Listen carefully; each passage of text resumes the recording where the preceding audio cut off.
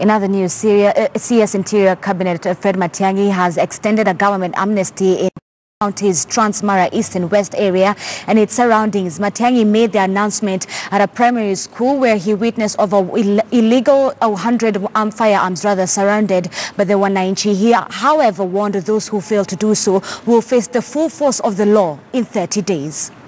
Sema hatutaki mchezo.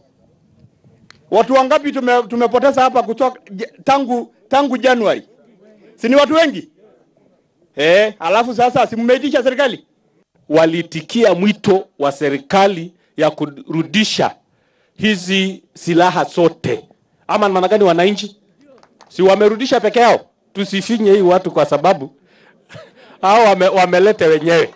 Tukitumia tu hiyo njia watarudisha bila shida. Ama maana gani?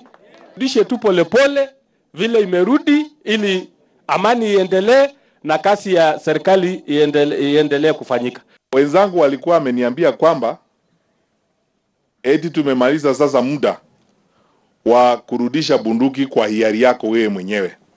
Lakini kwa sababu gavana amesema nyinyi ni watu wazuri na mimi nimekuja hapa, nimeamua kwamba tuongeze muda wa kurudisha bunduki kwa hiari yako mpaka tarehe 1 mwezi wa Septemba.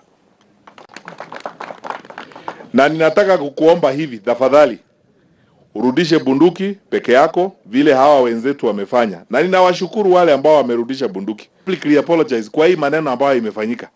Na niwahakikishie hivi, hakutakuwa siku ingine tena ya kuzungumza mambo ya wizi wa ng'ombe pande hii. Hakutakuwa na siku ingine. Tuachane na hii maneno. Kwanza kabisa, kuanzia leo usiku, tukiongozwa na Regional Police Commander hapa wa Rift Valley, tutaanza operation ya kujipanga hapa na tembea in the next 10 days. We have to get all these card rustlers, whether they are alive or whatever.